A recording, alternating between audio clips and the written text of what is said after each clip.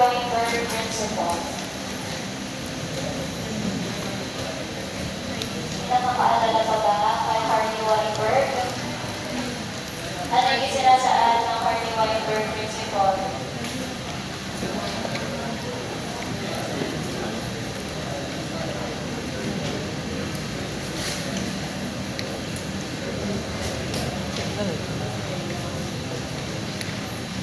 By the way, lahat ba kayo present kung nag-experiment tayo?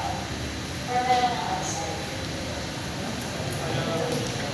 Lahat present? Okay. Anong sinasaan? Yes, na-recall na.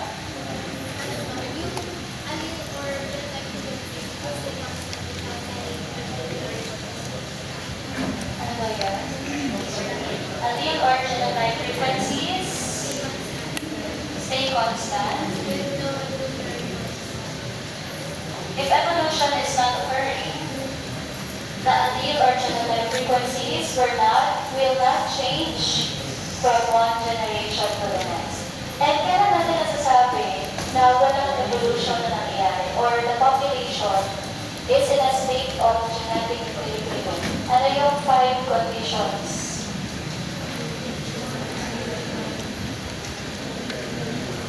Ano yung 5 conditions na dapat ma-fulfill para masabi na in a state of genetic equilibrium ang isang population? Friends, ay kita. Nasa siglan kayo? My boys, you are Aaron. Kasi Aaron. Kasi si Cassandra. Okay. Aaron.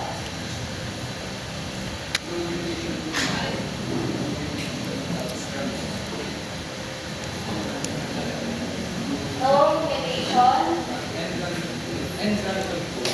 Random.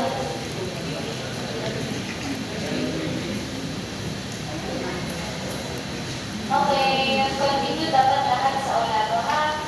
Carlo. No mutations, random breeding, no natural selection.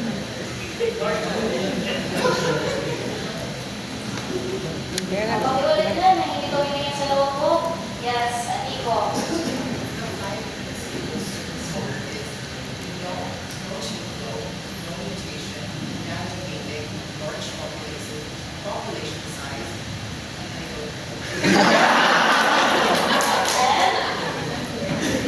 And yung pinaka-importante, yes, Caitlin. There is no mutations. Ano mention? No mutations, no natural selection, no gene flow, large population size, and random mating. Okay. So you are Caitlin naman. Okay, good points. Okay, so explain. What do you mean by no mutation? Yes, Laika. The gene flows which are made don't get new versions.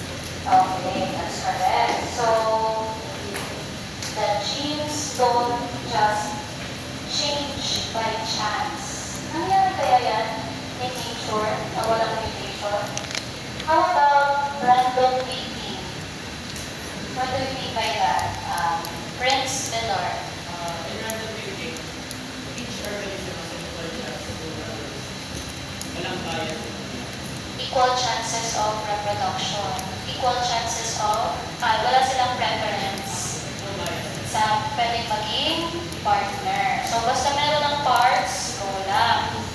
Okay, how about gene flow? What do you mean by that? Yes, Angeli, Itza.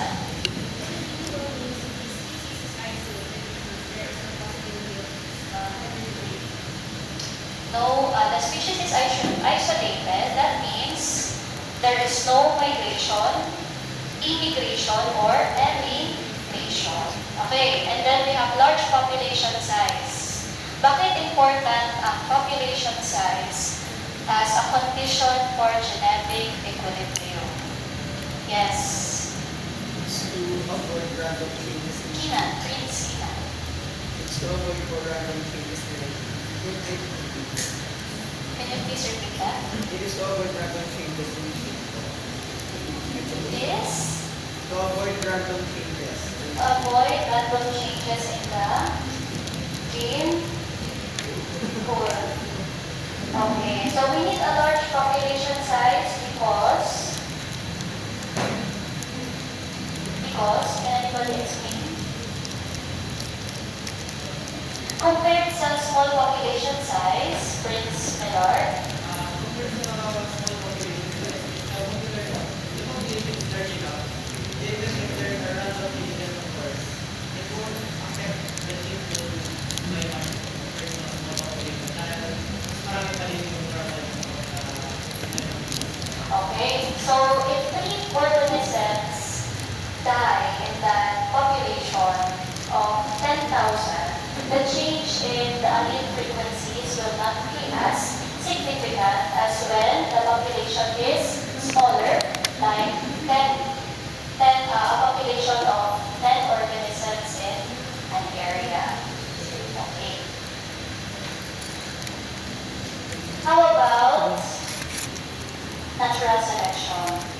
Why is natural selection, no natural selection, a factor for genetic equilibrium? Yes, Rian. So that all individuals have an equal chance to survive and to reproduce.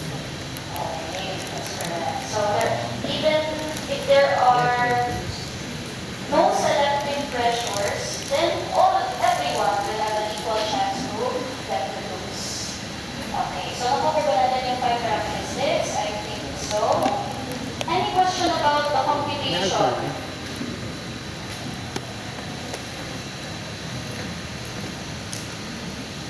If we know the frequency of alleles, we can compute for the genotypes. Any question about the computation? Wala ba ditong question? How about dito sa problem natin about corn?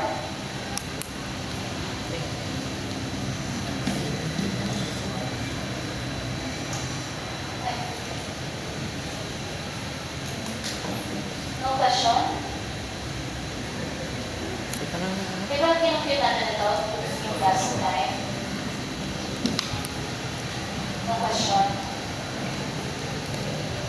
Okay, so I'll give you a question if you have no questions.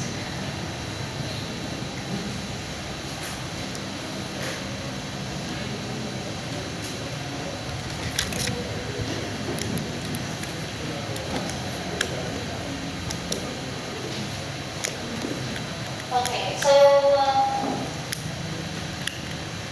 the compound EDC or phenyl thiocarbide tastes very bitter to most persons. The inability to taste EDC is controlled by a single recessive allele. So the inability to taste EDC is controlled by a single recessive allele. In the American white population, about 70% can taste PTC, while 30% are not tasters.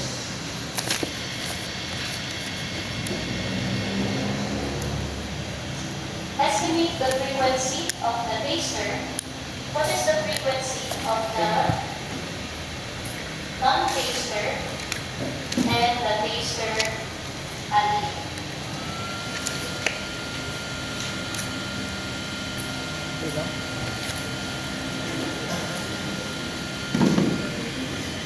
The inability to taste PTC is controlled by a single recessive allele. In the American white population, about 70% can taste PTC, while 30% cannot.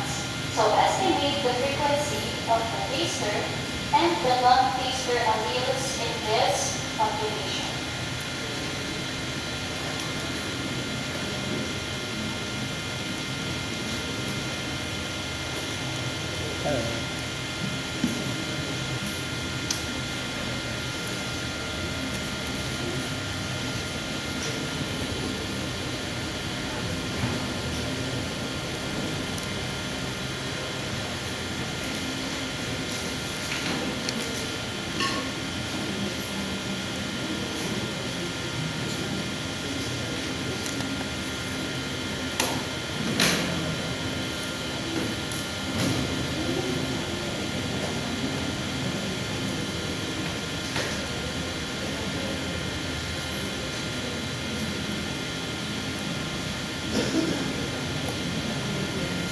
Ay! Sinawal ka lang. Matanungan.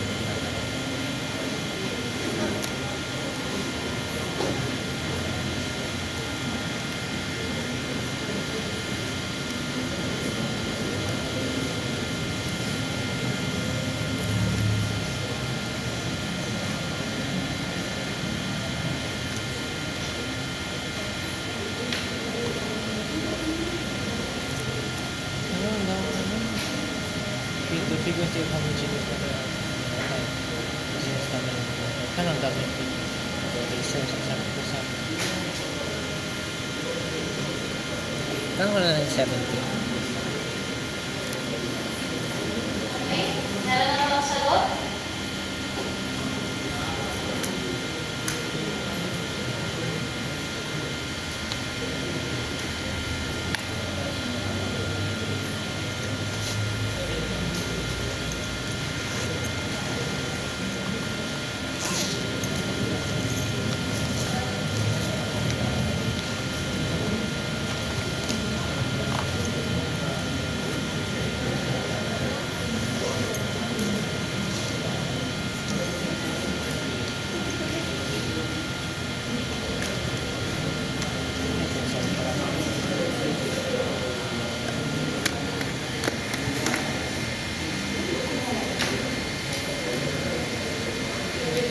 kaya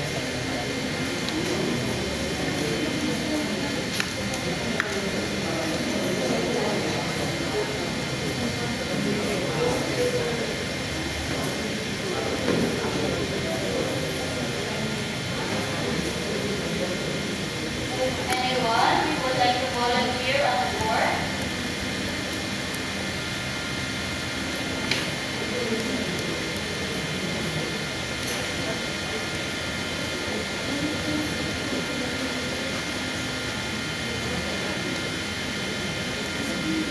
ang constitution ay equals 1 I get it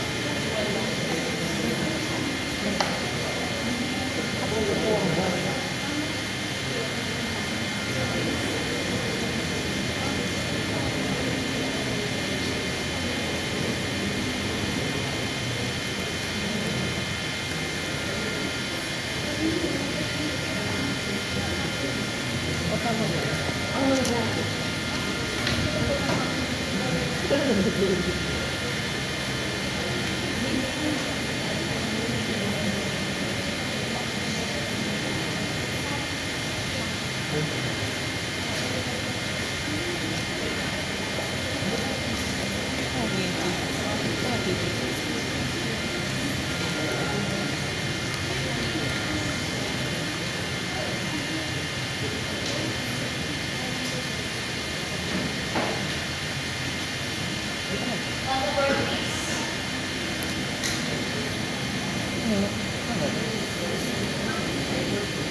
May sagot na. Sinong may sagot? I would like to try. Yes, Sarah.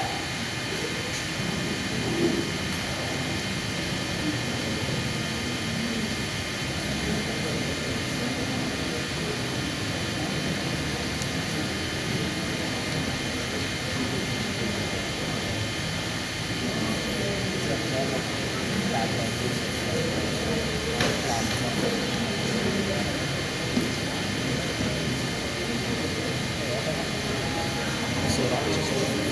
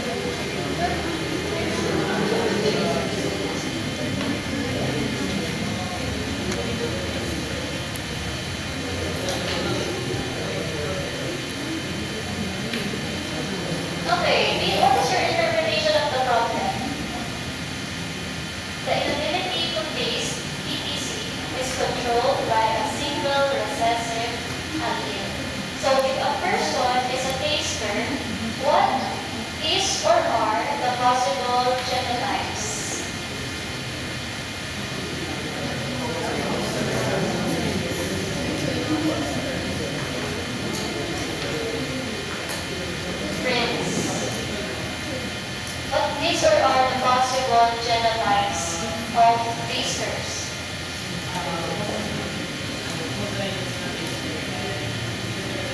Okay, homozygous and heterozygous na type of the genotype. Okay, and then the non-tasters, homozygous recessive. So, based from what is available, ano lang yung workable ninyo na given?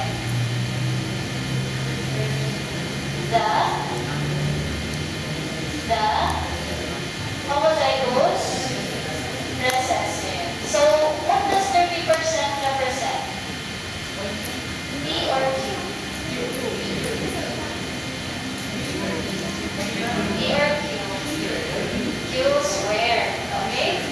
So, from that, you will be able to solve for P. Sige nga on the vertebrates.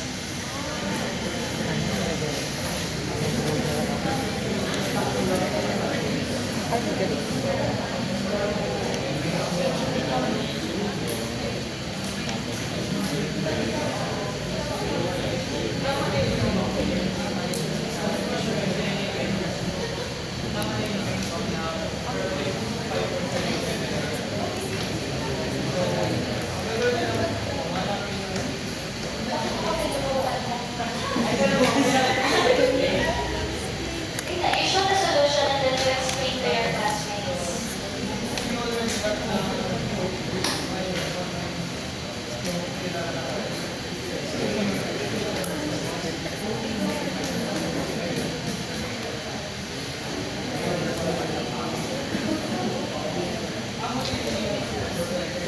Can you check if it is equal to 1?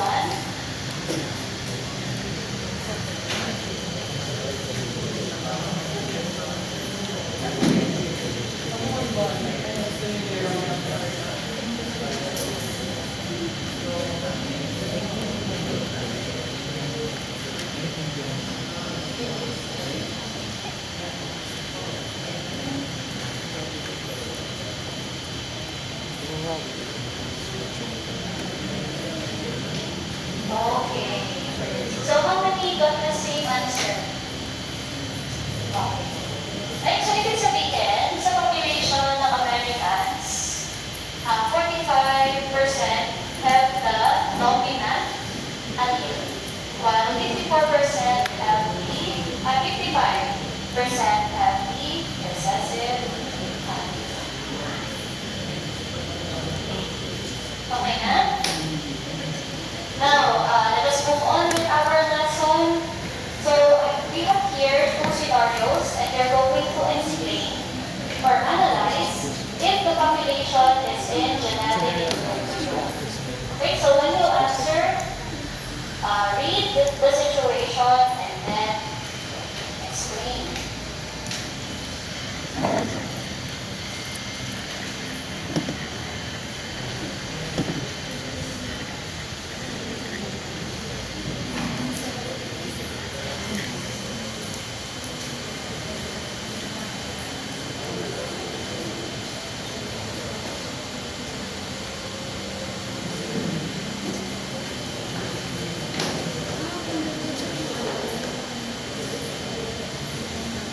Yes. Caleb, please read the scenario.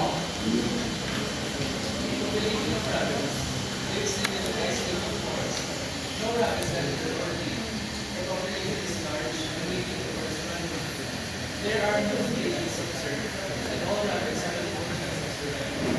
is this population within the environment? This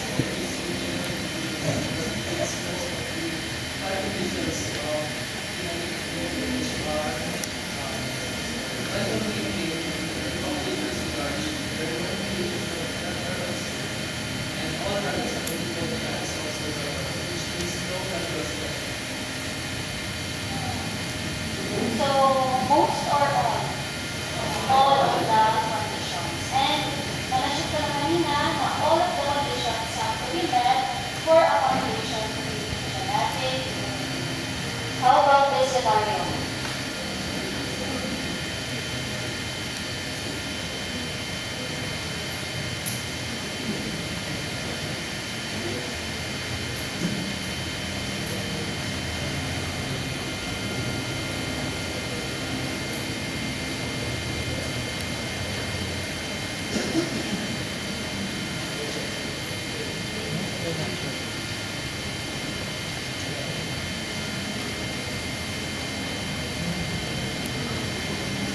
What do you think?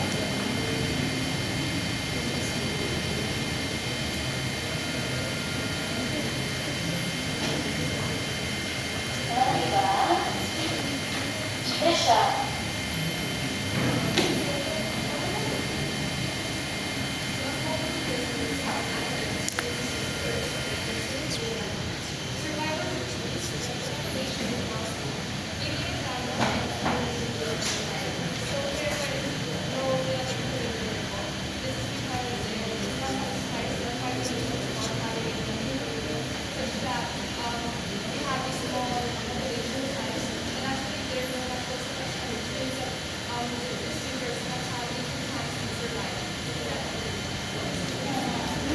So, what factor could disrupt it? What factor? Dagdagan natin. Ano yung pwede maka-disrupt? So, it is not likely in genetic equilibrium because na-reduce na yung population ng lizards because of the storm. So, ang storm ay ang naging selective pressure for the lizards to reproduce. Yeah. So, merong natural selection na nangyari. Okay.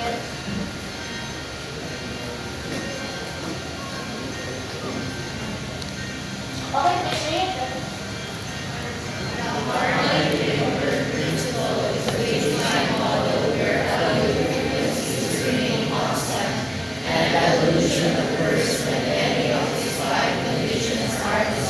Okay, so any of its 5 conditions are disrupted. Okay, so I forgot, we are supposed to graph the results of your experiment. So, di ba sabi ko daw, may copy kayo ng data table in your notebook. Do you have graphing papers? If you do not, you will proceed with the quiz. Yes. Meron. Yes po. So, this graph, you're going to show the computation for the P, Q, 2PQ, Q square, D square. Ano kaya doon yung pwede ninyong magamit doon sa data ninyo? Please go to your data table. Diba? Ano ang nire-represent ng light na Brian? The homozygous dominant and the heterozygous. Well, the dark one, the homozygous recessive. So you're going to fill in the table.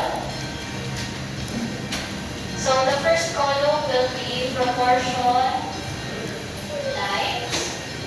The second column will be proportion dark. And then katabi nun, PQ, 2PQ, Q squared, and D squared. And then you're going to graph the proportion of the alleles. I-compute it.